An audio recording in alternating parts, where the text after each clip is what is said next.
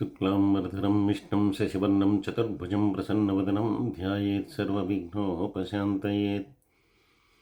శాంతాకారం భుజగశయనం పద్మనాభం సురేశం విశ్వాకారం గగనసదృశం మేఘవర్ణం శుభాంగం లక్ష్మీకాంతం కమలనయనం యోగిహృజ్జానగమ్యం వందే విష్ణుం భవభయహరం సర్వలోకైకనాథం.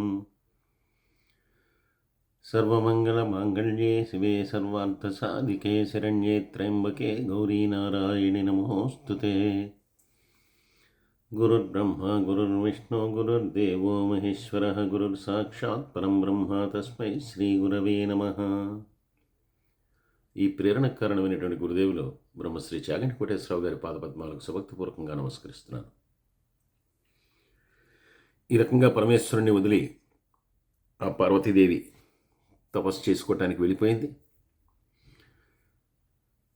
పరమేశ్వరుడు తన వర్ణాన్ని గురించి తనను విమర్శించాడు అనేటటువంటి క్రోధంతో ఆవిడ వెళ్ళిపోయింది అని చెప్పి మనకు ఈ పద్మపురాణ అంతర్గతంగా తెలియజేస్తున్నారు. అలాగే వెళ్ళిపోయేటప్పుడు వీరకుడు అనేటటువంటి ఒక బాలకుణ్ణి సృష్టించి అక్కడ తన బదులుగా అన్ని విషయాల్ని చూస్తుండమని, ముఖ్యంగా ఎవరూ కూడా ఆ అంతరంగ ప్రదేశంలోకి అంతరంగ మందిరంలోకి ప్రవేశించకూడదని, అలా ఎవరైనా కనుక ప్రవేశించే కనుక ఆ విషయాన్ని తనకు తెలియజేయాలని చెప్పి ఆ బాలకుడితో చెప్పి, ఆ వీరకుడితో చెప్పి ఆమె వెళ్ళిపోయింది. ఇలా వెళ్ళిపోయిన తర్వాత ఆ పార్వతీదేవి ఇలా వెళ్ళిపోవడం అనేటటువంటిది అసురుడైనటువంటి ఆడి అనేటటువంటి ఒక రాక్షసునికి చాలా సంతోషాన్ని కలిగించింది. ఈ ఆడి అనేటటువంటి అసురుడు అంధకుడు అనేటటువంటి రాక్షసుని యొక్క కుమారుడు. ఈ అంధకుడు అనేటటువంటి వాడిని ఆ పరమేశ్వరుడు సంహరించాడు. అందువల్ల తన తండ్రిని సంహరించినటువంటి పరమేశ్వరుడు అంటే ఈ అఢి అనేటటువంటి ఈ రాక్షసుడికి మొదటి నుంచి కూడా చాలా క్రోధం. కాబట్టి ఏదో రకంగా ఇప్పుడు ఈ పరమేశ్వరుడి మీద తన యొక్క క్రోధాన్ని తీర్చుకోవాలి, తన యొక్క పగని తీర్చుకోవాలి అని చెప్పి ఈ ఆడి అనేటటువంటి వాడు బ్రహ్మాండమైనటువంటి తపస్సు చేశాడు. తపస్సు చేసి బ్రహ్మగారు ప్రత్యక్షమైన తర్వాత మరణం లేకుండా వరాన్ని కోరుకోగా ఆయన దానికి నిరాకరించడంతో, సరే నేను నా రూపంలో సంచరించేటప్పుడు నాకు మరణం కలగకూడదు, కానీ వేరే రూపంలో ఉన్నప్పుడు నాకు మరణం కలగచ్చు. ఆ రకంగా మరణాన్ని నేను పొందవచ్చు, కానీ నా రూపంలో నాకు మరణం ఉండకూడదు అని చెప్పేటటువంటి వరాన్ని అతను కోరుకున్నాడు. ఆ వరాన్ని బ్రహ్మగారు ఇవ్వటం జరిగింది. ఈ వర ప్రభావంతో తాను ఎలా అయినా సరే ఆ పరమేశ్వరుడే సంహరిద్దాం, పరమేశ్వరుడి మీద క్రోధాన్ని తీర్చుకుందాం, ఆయన్ని సంహరిద్దాం అని చెప్పి పార్వతీదేవి కూడా లేనటువంటి సమయంలో వీడు ఆ కైలాసానికి వెళ్ళాడు. ఎప్పుడైతే పార్వతీదేవి వెళ్ళిపోయిందో పరమేశ్వరుడు కూడా మళ్ళీ ఆయన నిత్య తపస్వి, ఆయన ఎప్పుడు కూడా ధ్యానంలోనే ఉండిపోతాడు ఆ పరమేశ్వరుడు. కాబట్టి ఎక్కడైతే ఆయన ఏ ప్రాంతంలో అయితే తపస్సు చేసుకుంటున్నాడో ఆ ప్రాంతానికి వెళ్ళాడు. వెళ్ళేసరికి అక్కడ వీరకుడు అంటే పార్వతీదేవి చేత సృష్టింపబడినటువంటి ఆ బాలకుడు అక్కడ ఉన్నాడు. వెంటనే తాను ప్రవేశించడానికి మార్గం సుగమంగా లేదు కాబట్టి ఏదో రకమైనటువంటి మాయోపాయంతో తాను ప్రవేశించాలి, కానీ ఈ వీరకుడు కావలి ఉండగా తాను ఇలా ప్రవేశించడం కష్టమని చెప్పి గ్రహించినటువంటి వీడు వెంటనే ఒక సర్పరూపంలో ఈ వీరకుణ్ణి ఏమార్చి లోపలికి ప్రవేశించాడు. ఇలా లోపలికి ప్రవేశించిన తర్వాత పోనీ అదే రూపంలో అక్కడ ఉండిపోదామంటే మళ్ళీ లోపల ఆ పరమేశ్వరుని యొక్క మెడలో ఆభరణంగా ఉండేటటువంటి నాగరాజు, అలాగే అనేకమైనటువంటి సర్పాలు ఉన్నాయి. అందుకని వెంటనే ఇప్పుడు మరొక రూపాన్ని తను పొందాలి. ఏ రూపాన్ని పొందితే బాగుంటుంది అని చెప్పి ఆలోచించి సాక్షాత్తు ఆ ఉమాదేవి యొక్క రూపాన్ని పొందితే కనుక ఎవరికి కూడా అనుమానం రాదు అని చెప్పే ఉద్దేశంతో ఆ ఉమాదేవిలాగా అంటే పార్వతీదేవి రూపాన్ని పొందాడు ఈ ఆడి. పొందినటువంటి వాడు ఇప్పుడు శివుని సమీపించడానికి చాలా అనువైనటువంటి రూపం ఇది. పార్వతీదేవిని నిగ్రహించేటటువంటి వాళ్ళు ఉండరు, అడ్డుకునేటటువంటి వాళ్ళు ఉండరు.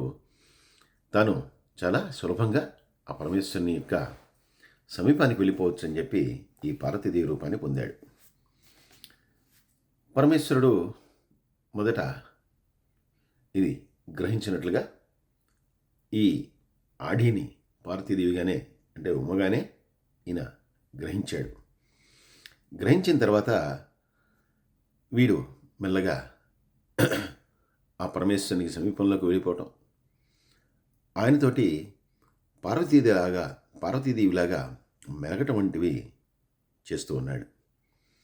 దీంతో పరమేశ్వరుడు ఇంక వీడిని ఉపేక్షించడం మంచిది కాదని చెప్పి వెంటనే ఒకసారి ఆ రూపంలో పార్వతీదేవిగా ఉన్నటువంటి ఆ రూపంలో ఉన్నటువంటి ఆడిని ఒకసారి తన దగ్గరగా తీసుకున్నట్టు చేసుకుని వెంటనే వాడిని ఆ ఆడిని వధించి వేశాడు. వేరే రూపంలో ఉన్నాడు కాబట్టి వధించబడ్డాడు. ఈ రకంగా ఆడి చనిపోవటం అనేటటువంటి చూసినటువంటి వాళ్ళందరూ కూడా ఆశ్చర్యపోయారు. అప్పటి వరకు పార్వతీదేవి అక్కడ సంచరిస్తుంది అనుకున్నారు. ఒకసారి మరణించిన తర్వాత తన స్వస్వరూపాన్ని పొందాడు ఈ ఆడి. వెంటనే ఈ విషయం ఈ పార్వతీదేవి చెలికత్తెల్లో ఒకటైనటువంటి మోహిని అనేటటువంటి ఆమె పార్వతీదేవికి చెప్పింది. పార్వతీదేవికి విపరీతమైనటువంటి క్రోధం వచ్చింది. తాను ప్రత్యేకించి వీరకుడు అనేటటువంటి వాడిని బాలుణ్ణి సృష్టించి అక్కడ కావలికి పెట్టి వచ్చింది. అయినా కూడా ఈ రకంగా మరొకడు అంటే ఒక రాక్షసుడే తన రూపంలో ప్రవేశించాడు. అలా ప్రవేశించినా కూడా ఈ వీరకుడు ఏమీ చేయలేదు, ఆపలేదు. అందుకని ఆవిడికి తీవ్రమైనటువంటి క్రోధం వచ్చింది. ఎప్పుడైతే క్రోధం వచ్చిందో ఆ క్రోధము నుంచి ఒక సింహము ఆకృతిని పొందినటువంటి ఒక మృగం ఆవిడ దగ్గర ఉద్భవించి ఆ మృగం ఆవిడ యొక్క ఆశ్రయాన్ని పొందింది.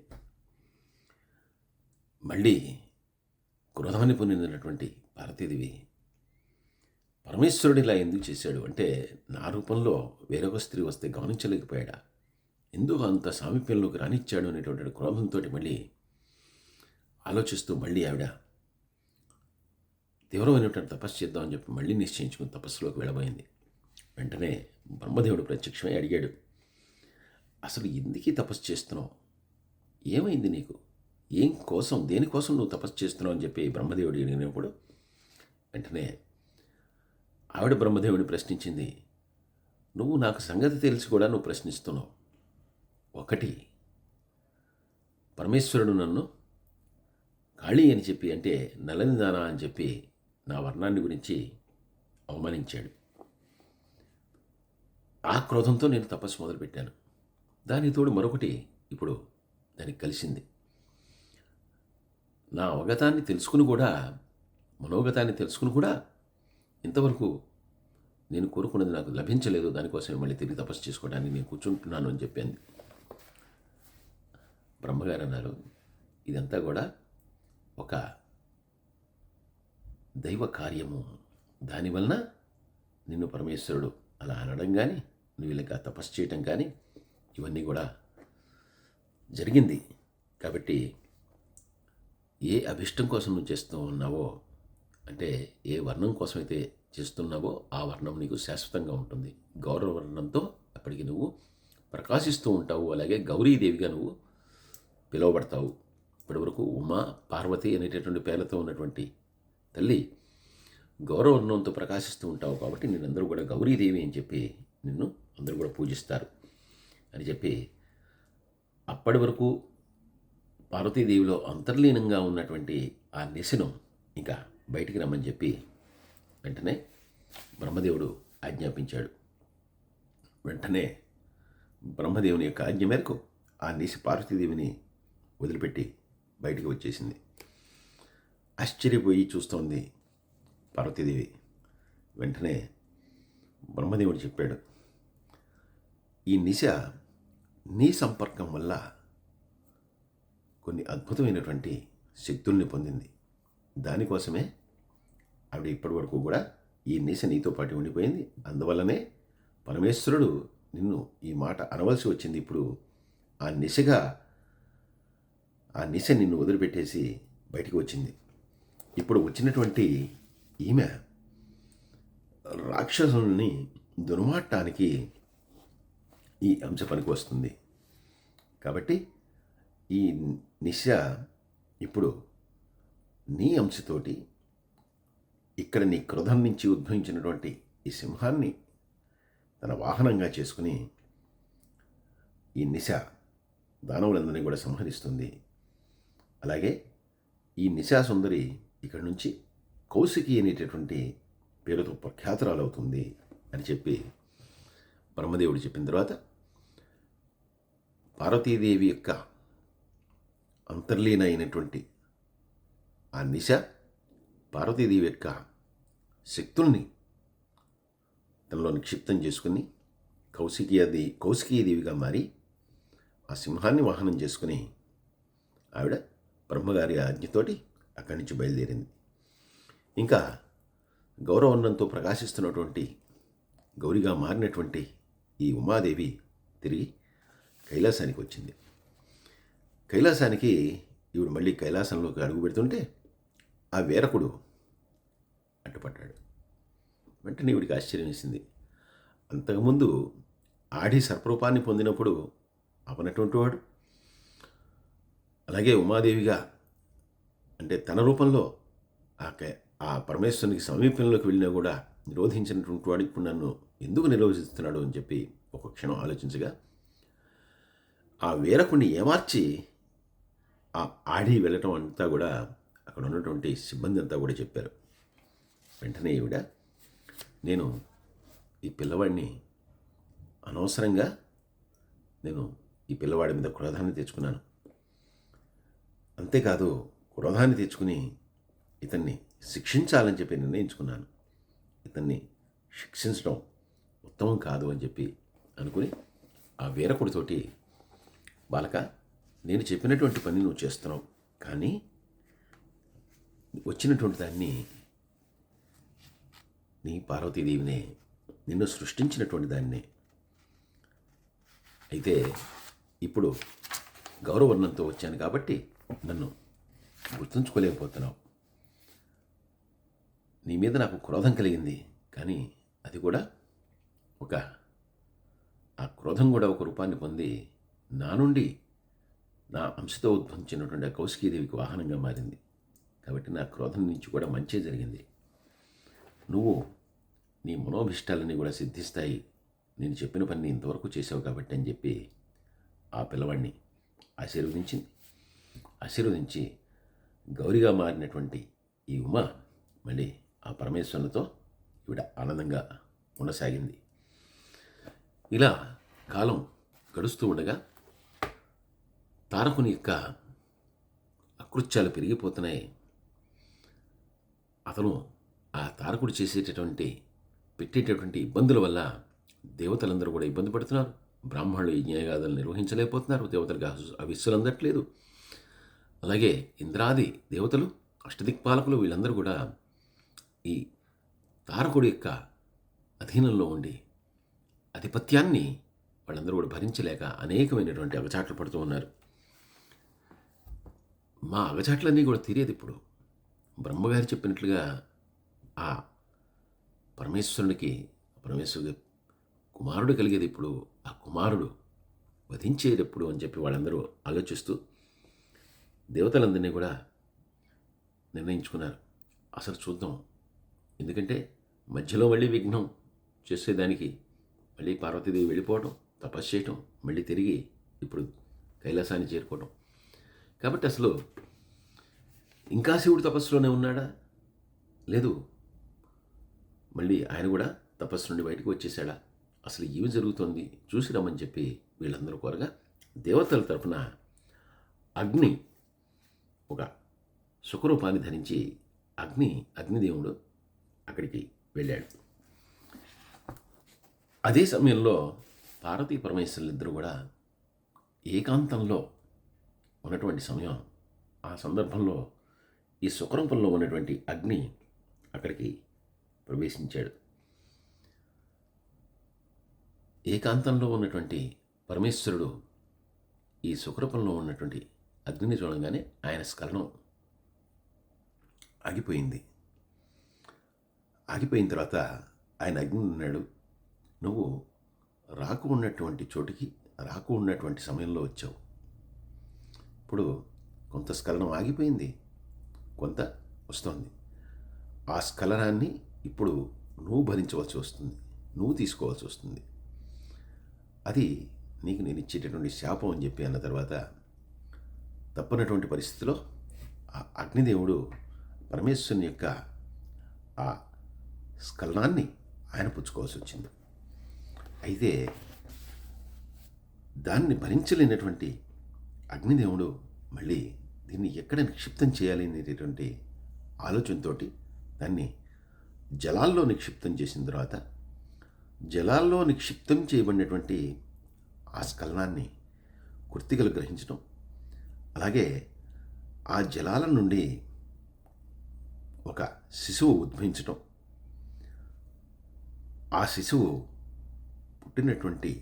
వచ్చి ఉద్భవించినటువంటి ఆ శిశువు 6 ముఖాలతో బ్రహ్మాండమైనటువంటి తేజస్తో ఉద్భవించడం దేవతలందరికీ కూడా చాలా ఆనందాన్ని కలిగించింది. అలాగే ఇలా జలంలో నిక్షేపింపబడినటువంటి ఆ స్ఖలనాన్ని, ఆ జలాన్ని గ్రహించడం వలన పార్వతీదేవి యొక్క శరీరంలోని కుడివైపు నుండి మళ్ళీ ఒక అంశ జన్మించిందని, ఈ జలాల నుండి ఉద్భవించినటువంటి వాడొకడు, అలాగే పార్వతీదేవి యొక్క అంశతో జన్మించినటువంటి వాడొకడు,